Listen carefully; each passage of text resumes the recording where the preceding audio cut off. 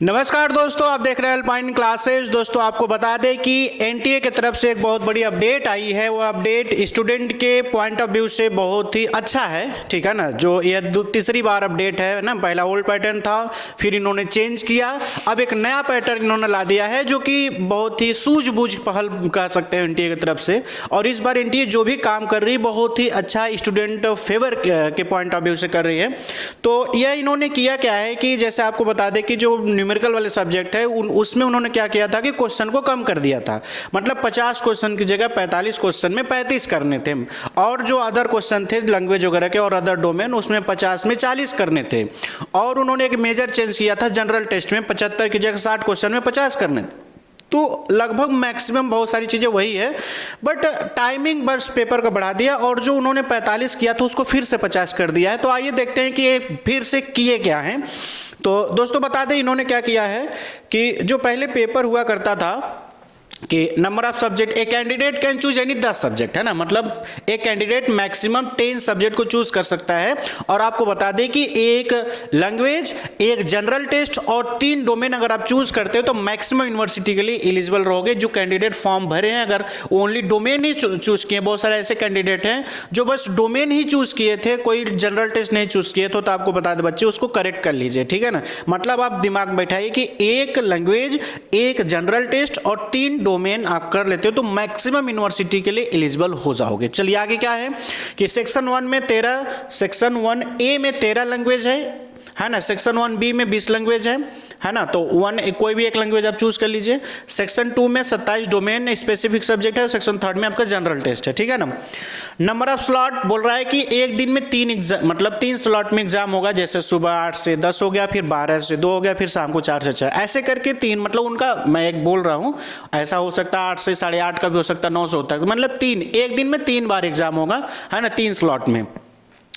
Number of questions पर subject, अब कह रहा कि सेक्शन 1A एंड 1B में 40 होंगे, मतलब आपको 50 क्वेश्चन होंगे, 40 करने होंगे। तो अच्छी बात है कि 10 क्वेश्चन आपको छोड़ने को मिल रहा है, और टफ वाला क्वेश्चन आप छोड़ के नॉर्मली 40 कर सकते हो और इजी वे में रहेगा, ठीक है ना।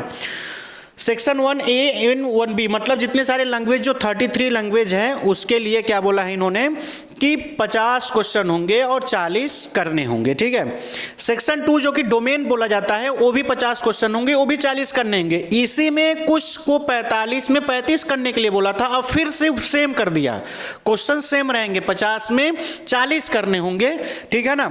सेक्शन 3 में जो जनरल टेस्ट है उसमें क्या है कि 50 क्वेश्चन अटेम्प्ट करने हैं 60 क्वेश्चन में, ठीक है ना।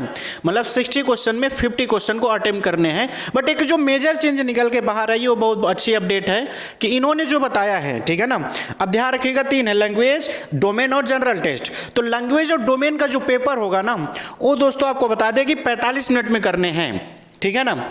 लैंग्वेज और जो डोमेन का पेपर है वो 45 मिनट में करने हैं। लेकिन कुछ डोमेन को छोड़ के ऐसे कौन डोमेन है जिसके लिए 1 घंटे का टाइम दिया जाएगा। मतलब आपको इन्होंने 2 पार्ट कर दिया कि कुछ जो सब्जेक्ट है जैसे आपका accountancy, economics, physics, computer science, information practice, chemistry and mathematics, है ना, अप्लाइड मैथमेटिक्स, जनरल टेस्ट, इन सब का पेपर 60 मिनट का होगा, ठीक है ना। जैसे जनरल टेस्ट 60 क्वेश्चन है, 50 अटेम्प्ट करने हैं, और जो आपका अकाउंटेंसी, इकोनॉमिक्स, फिजिक्स, ये सब 50 में 40 करने हैं, लेकिन टाइमिंग दोनों का 60 मिनट है। इसके अलावा जितने सारे कहने मतलब लैंग्वेज का पूरा पेपर 50 क्वेश्चन होंगे, 40 करने होंगे 45 मिनट में, ठीक है। और domain, accountancy, economics, physics, computer, information practice, chemistry, इन सब पेपर को छोड़ के सारे पेपर 45 मिनट में करने होंगे। हाँ, यह जो पेपर है प्लस जनरल टेस्ट 60 मिनट में करने हैं। यही एक बहुत अच्छी अपडेट आई है, ठीक है ना।